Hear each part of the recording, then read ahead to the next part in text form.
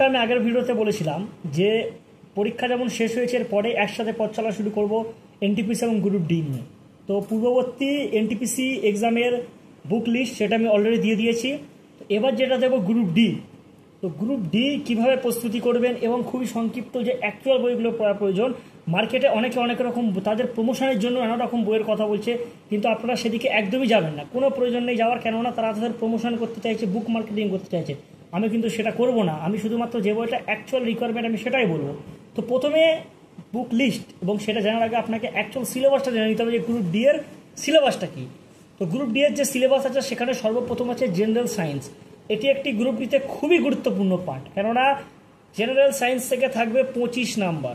আপনারা বুঝতে পারছেন জেনারেল সায়েন্সের মধ্যে 3টে part, life science, physical science এবং কেমিস্ট্রির সঙ্গে অ্যাড আপনারা কম্পিউটার এবং উইথ এনভায়রনমেন্টাল সায়েন্স এটাও দেখবেন। এই কটা পার্ট নিয়ে আসবে 25 নাম্বার। এর জন্য কী বই পড়তে হবে সেটাও আপনাদের বলে দেবো। পরবর্তী আসবে ম্যাথামেটিক্স, সেখানে থাকবে 25 নাম্বার। তাহলে 25, 25, 50। ম্যাথামেটিক্স কী সব সিলেবাস আছে, এনটিপিসি, আরপিএফ, যে কনস্টেবল, এসআই যেই সিলেবাস ছিল সেম সিলেবাস, কোনো আলাদা নেই, কোনো পার্থক্য নেই, একই সিলেবাস, ঠিক আছে। তাহলে 25, 25, 50 হলো। এরপরে আসবে রিজনিং। রিজনিংয়ে থাকছে 30 নাম্বার, ঠিক আছে। একই সিলেবাস, পূর্ববর্তী এক্সামগুলো যারা সিলেবাস হচ্ছে সেম সিলেবাস।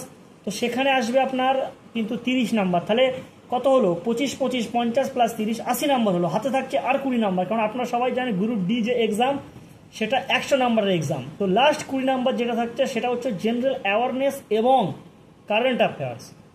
আপনারা ভাবছেন যে 20 নাম্বার, এখানে কিন্তু কারেন্ট অ্যাফেয়ার্স 12 থেকে 15টা ম্যাক্সিমাম কিন্তু কারেন্ট অ্যাফেয়ার্স আসতে পারে। আর এখানে জেনারেল অ্যাওয়ারনেসে এই হিস্ট্রি, জিওগ্রাফি এখান থেকে খুবই কোশ্চেন আসে। আর এই জেনারেল অ্যাওয়ারনেসের মধ্যে কিন্তু কোনোভাবেই সায়েন্স ঢুকবে না, কারণ আরআরবি যে গ্রুপ ডি এর এক্সাম নেবে সেখানে জেনারেল সায়েন্সের আলাদা করে 25টা কোশ্চেন আসবে। তো আপনারা বুঝতে পেরেছেন। তো এর পরবর্তী আমরা এক একটা পার্ট ধরে কোন কোন বইগুলো পড়লে আপনাদের বেস্ট হবে সেগুলো। তো সবার প্রথমে আমি আসছি জেনারেল সায়েন্স।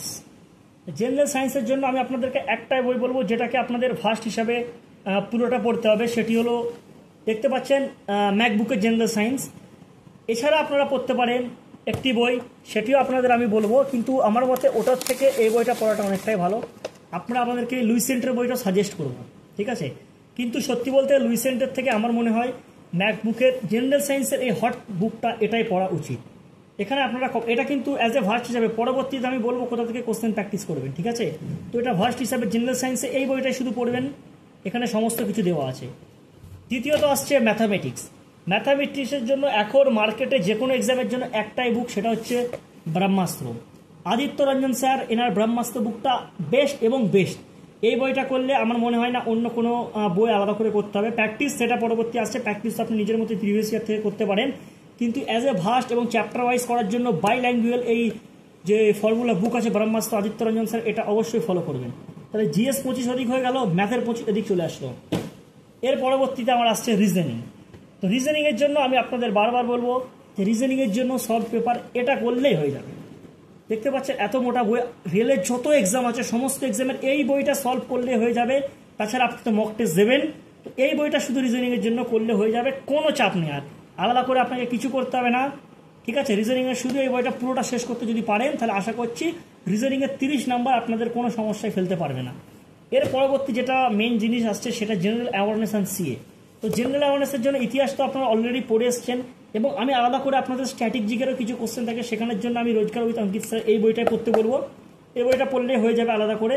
এবং এর সাথে জেনারেল অ্যাওয়ারনেসের জন্য এবং সায়েন্স যে প্রিভিয়াস ইয়ার কোশ্চেন, এই কোশ্চেন সেট পুরোটা কমপ্লিট করলে আশা করছি এর বাইরে কোশ্চেন হয়তো আসবে না, কিন্তু আপনাদেরকে পুরোটা কমপ্লিট করতে হবে। এটা একটি টাফ বিষয়, পুরোটা কমপ্লিট করা, আমি আপনাদের বারবার বলছি পুরোটা কমপ্লিট করতে হবে, ঠিক আছে। ধৈর্য ধরে করবেন, ধরে ধরে করবেন।